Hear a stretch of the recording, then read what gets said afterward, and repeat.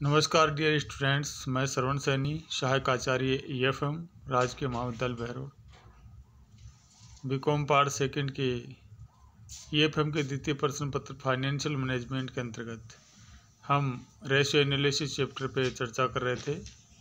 और इससे पिछले वीडियो में हमने पूंजी संरचना अनुपातों की चर्चा की थी, जिसमें से debit equity ratio, proprietary ratio, fixed assets ratio, इनके बारे में चर्चा की जा चुकी थी। अब हम चर्चा करेंगे इसी पे आधारित कवरेज रेशियो की, व्याप्ति अनुपात की। कवरेज रेशियो क्या है? कवरेज रेशियो ये बताते हैं कि संस्था को जो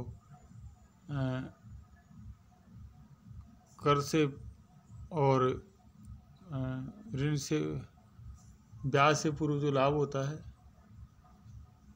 वह लाभ ब्याज के रूप में कितनी बार चुकाया जा सकता है, या फिर पूर्वाधिकार जो अंशधारी हैं उनके लाभांश के रूप में उसको कितनी बार चुकाया जा सकता है, या फिर जो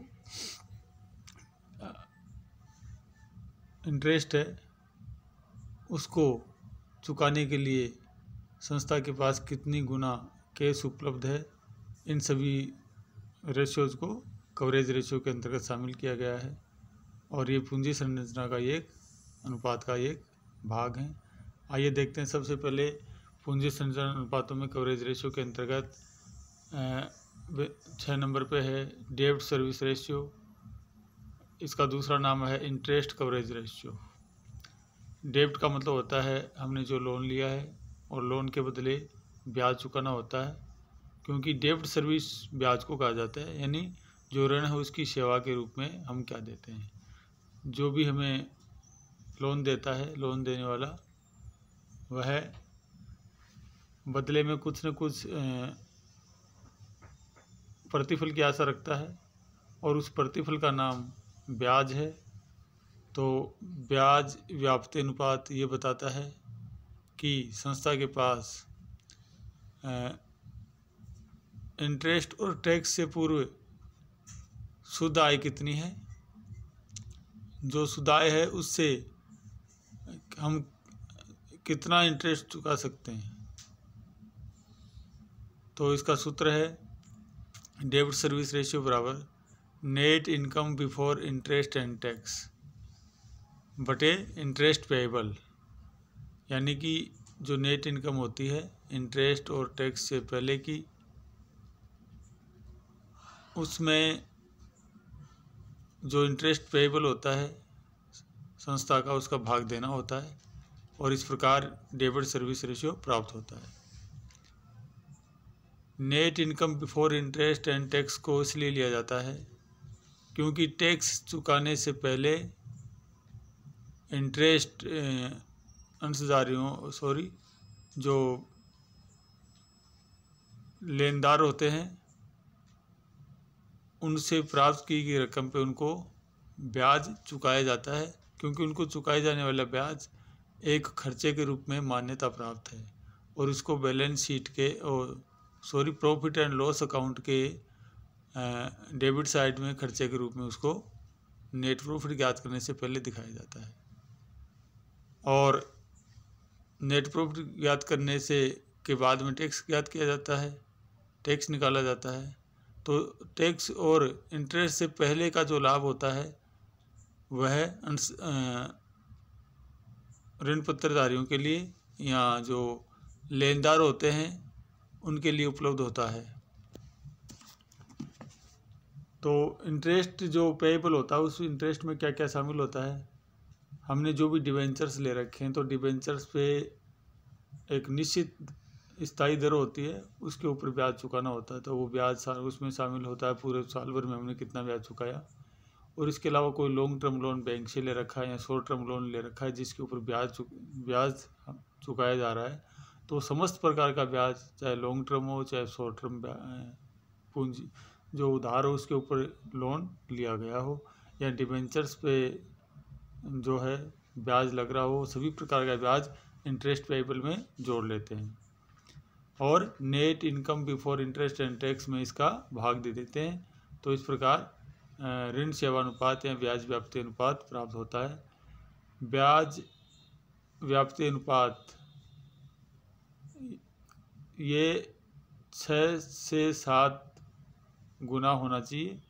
6 या 7 गुना से यदि नीचा आता है तो ये माना जाता है कि संस्था का जो कमाई है, जो इनकम है, वह ज़्यादा ब्याज में जा रही है। इसका मतलब यह है कि संस्था में ऋण की पूंजी का भार ज़्यादा है, हिस्सा ज़्यादा है। और यदि 6-7 गुना से यदि कम उससे ज़्यादा 8, 10, 20 या जो गुना ये प्राप्त होता है ब्याज व्याप्ति अनुपात, तो इसका मतलब ये माना जाता है कि संस्था में ब्याज का भार कम है या जो लोन की पूंजी है उसका कम हिस्सा है और स्वामियों की पूंजी अधिक है। तो 6-7 गुना जो इंटरेस्ट कवरेज रेशियो प्राप्त होता है उससे यदि नीचा होता है तो उसको अच्छा नहीं माना जाता है। अब हम बात करेंगे आगे preference share dividend coverage ratio पे। जैसे नाम से ही स्पष्ट है, प्रीफरेंस शेयर डिविडेंड यानी प्रीफरेंस शेयर के ऊपर जो डिविडेंड होता है, लाभांश होता है, उसका कवरेज रेशियो, उसका व्याप्ति अनुपात ये बताता है कि ये अनुपात बताता है कि ब्याज व कर के पश्चात लाभों का पूर्वाधिकार लाभांश के साथ क्या अनुपात है। पूर्वाधिकार अंशधारियों को प्रतिफल के रूप में लाभांश चुकाया जाता है, जो कि प्रत्येक वर्ष के अंत में उनको दिया जाता है लाभ में से। और उनके लिए कौन सा लाभ उपलब्ध होता है? पूर्वाधिकार अंशधारी कंपनी के अंशधारी माने जाते हैं, एक मालिक की तरह ये माने जाते हैं, परंतु इनकी जो पूंजी होती है वह एक ब्याज वाली पूंजी की तरह ही होती है, क्योंकि उसके ऊपर निश्चित दर से लाभांश चुकाया जाता है। परंतु इनको जो लाभ दिया जाता है वह टैक्स के पश्चात जो लाभ बचते हैं, नेट प्रॉफिट जो होता है कंपनी का, उसमें से टैक्स चुकाया जाता है पहले, और आफ्टर टैक्स का जो नेट प्रॉफिट होता है उसमें से सबसे पहले पूर्वाधिकार अंशधारियों को लाभांश चुकाया जाता है, और जो शेष यदि लाभ बचता है तो उसमें से समता अंशधारियों को लाभांश चुकाया जाता है। तो यहाँ पर जो लाभ लिया जाएगा कवरेज रेशियो को, डिविडेंड कवरेज रेशियो का कैलकुलेशन के लिए, वह लाभ net income after interest and tax के बाद का ही लिया जाएगा, यानी कर और ब्याज और कर के पश्चात का शुद्ध इनकम, नेट इनकम ली जाएगी और उसमें प्रीफरेंस डिविडेंड का भाग दिया जाएगा। प्रीफरेंस डिविडेंड की कैलकुलेशन करने के लिए जितने हमारे पास प्रीफरेंस कैपिटल है और उसके ऊपर जो डिविडेंड की रेट है उसको गुणा करके प्रीफरेंस डिविडेंड कैलकुलेट कर लिया जाएगा, और इस प्रकार preference share dividend coverage ratio प्राप्त हो जाएगा। इसके बाद है कैश टू डेब्ट सर्विस रेशियो।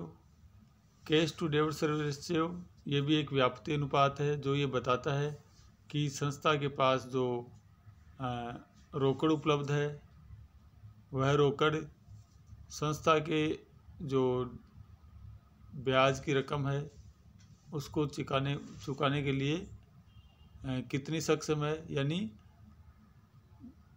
संस्था की जो कैश उपलब्ध है संस्था के पास उससे हम कितना गुना ब्याज की राशि चुका सकते हैं।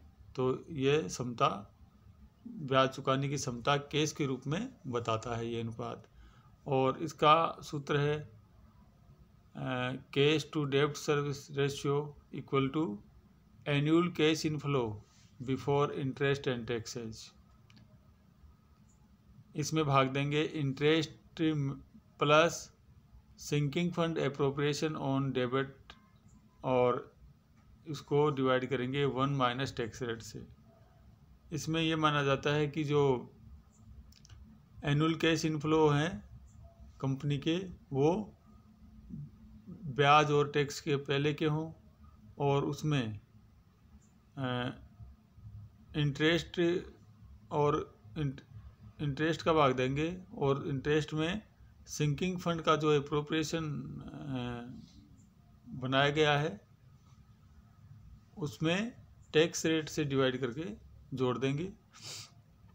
सिंकिंग फंड का निर्माण इसलिए किया जाता है कि जो कंपनी के ऋण हैं उनको ऋणों को चुकाने के लिए सिंकिंग फंड का निर्माण किया जाता है और इसके ऊपर जो डेबिट के ऊपर जो टैक्स की रेट होती है उसको हम इससे भाग दे देते हैं।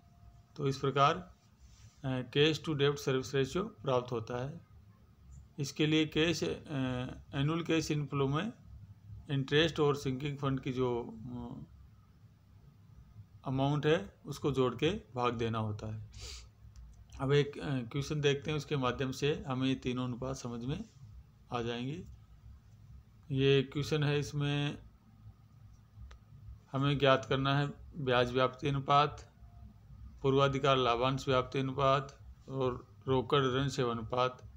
और हमें क्वेश्चन में दे रखा है net profit after tax, tax के बाद जो प्रॉफिट है 4 लाख का है, डेप्रीशिएशन है 1 लाख का, रेट ऑफ इनकम टैक्स है 50% की और 10% मॉर्गेज डिवेंचर्स हैं 6 लाख के, फिक्स्ड इंटरेस्ट चार्जेज हैं 60,000 के और सिंकिंग फंड एप्रोप्रिएशन है वह है 5% ऑफ आउटस्टैंडिंग डिवेंचर्स, यानी जो डिवेंचर्स हैं उनका 5% सिंकिंग फंड बनाया गया है और 8% प्रीफरेंस शेयर कैपिटल है 10 लाख रुपए की, यानी 8% इनकी डिविडेंड की रेट है और ये प्रीफरेंस शेयर कैपिटल है वह 10 लाख रुपए है और इक्विटी शेयर कैपिटल है 20 लाख।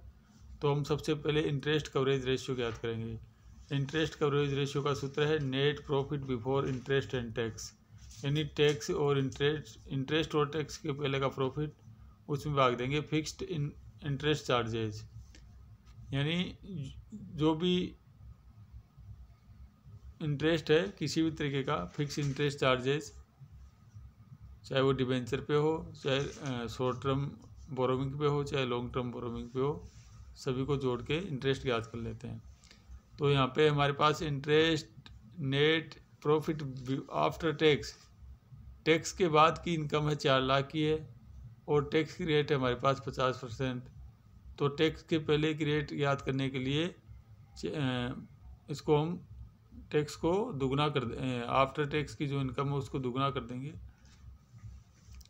तो वह हमारे पास हो जाएगी 4 लाख और फिर 4 लाख इतना ही वापस जोड़ दिया 8 लाख हो गए और फिर उसमें हम जो इंटरेस्ट हम चुका रहे हैं वो जोड़ देंगे।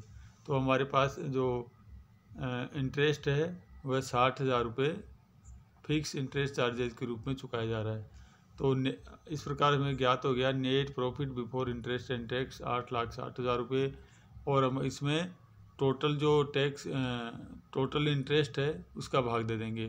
तो पूरा फिक्स इंटरेस्ट चार्जेज हैं यहाँ पर 60,000 रुपये, तो 8,60,000 में जो इंटरेस्ट है 60,000 उसका भाग दे देंगे, तो हमें ये प्राप्त हो जाएगा 14.33 टाइम्स, यानी 14.33 बार जो ब्याज है उसको संस्था के लाभों से चुकाया जा सकता है। यानी ये 6-7 का जो अनुपात है उससे ऊंचा अनुपात है, इसलिए ये अनुपात अच्छा है कि इसका मतलब ये हुआ कि संस्था की जो लाभ हैं उनसे ब्याज को 14.33 बार चुकाया जा सकता है। इसका मतलब व्यवसाय अच्छी स्थिति में है। और फिर दूसरा है preference dividend coverage ratio. Preference dividend coverage ratio ज्ञात करने के लिए टैक्स के बाद का प्रॉफिट लेते हैं, नेट प्रॉफिट आफ्टर टैक्स, क्योंकि अंशधारियों को पूर्वाधिकार अंशधारियों को जो प्रतिफल चुकाया जाता है वह टैक्स काटने के बाद बचे लाभों में से चुकाया जाता है, इसलिए नेट प्रॉफिट आफ्टर टैक्स ही इसमें काम में लेते हैं। और इसमें हम भाग देते हैं प्रीफरेंस डिविडेंड का, यानी जो प्रीफरेंस शेयर होल्डर हैं उनको कितना हम लाभांश दे रहे हैं। तो हमारे पास प्रीफरेंस डिविडेंड कवरेज रेशियो ज्ञात करने के लिए जो प्रॉफिट आफ्टर टैक्स है वह 4 लाख रुपए है, और जो प्रीफरेंस डिविडेंड है वह 80,000 है। तो प्रीफरेंस शेयर कैपिटल 10 लाख है और इसका 8% है डिविडेंड की रेट, तो 10 लाख का 8% हो गया 80,000 रुपये। तो अब हम ये 4 लाख आफ्टर टैक्स की अमाउंट है उसमें 80,000 रुपये का भाग दे देंगे, तो ये आ गया 5 टाइम्स। तो इसका मतलब ये हो गया कि जो प्रीफरेंस डिविडेंड है उसको आफ्टर टैक्स के लाभों से 5 बार चुकाया जा सकता है। इसका मतलब व्यवसाय अच्छी स्थिति में है। और फिर तीसरा है डेब्ट कैश फ्लो कवरेज रेशियो, या इसको हम कहते हैं डेब्ट कैश टू डेब्ट सर्विस रेशियो भी इसको कहते हैं। इसी का दूसरा नाम है डेब्ट कैश फ्लो कवरेज रेशियो। इसका सूत्र है annual cash inflow before interest and tax, यानी जो कैश इनफ्लो हैं बिफोर इंटरेस्ट एंड टैक्स के पहले के, उनमें भाग देंगे इंटरेस्ट में प्लस करेंगे क्या, sinking fund appropriation on debts, यानी जो ऋण है उनके लिए सिंकिंग फंड बनाया हुआ है उसमें 1 माइनस टैक्स रेट का भाग देके। तो यहाँ पे हमारे पास एनुअल कैश इनफ्लो है 4 लाख और 4,60,000 और 1 लाख। ये यहाँ पे प्रॉफिट है 4 लाख का आफ्टर टैक्स का, और 4 लाख बिफोर 50% रेट से 4 लाख बिफोर टैक्स वाला जो चुका दिया वो 4 लाख का, और 60,000 रुपये जो हमने ब्याज चुकाया वो, और 1 लाख रुपया है वह रेट ऑफ, ये इसमें डेप्रिसिएशन जो हमने चुका दिया है तो ये भी हमने इसमें शामिल कर लिया। और अब इसमें हम भाग देंगे, इंटरेस्ट है 60,000 रुपये, और उसमें सिंकिंग फंड के लिए हमने 5% का आयोजन किया था तो डिबेंचर्स का, और यहाँ पे डिबेंचर्स 6 लाख है, 6 लाख का 5% होता है 30,000 रुपये, और इसमें हम भाग देंगे टैक्स रेट का 1 माइनस 50% टैक्स रेट करके, तो इस प्रकार ये हो गया 60,000। तो 60,000 और ये 60,000 हमारा ब्याज कुल मिला के 1,20,000 रुपये हो गए। तो 9,60,000 में 1,20,000 का भाग देने पे 8 टाइम्स प्राप्त हो गया। तो इस प्रकार ये था कैश टू डेब्ट सर्विस कवरेज रेशियो। तो ये भी जो हमारे पास नकदी है उसके द्वारा हम 8 बार इंटरेस्ट चुका सकते हैं। आज के लिए बस इतना ही। Thank you. बाकी आगे की वीडियो में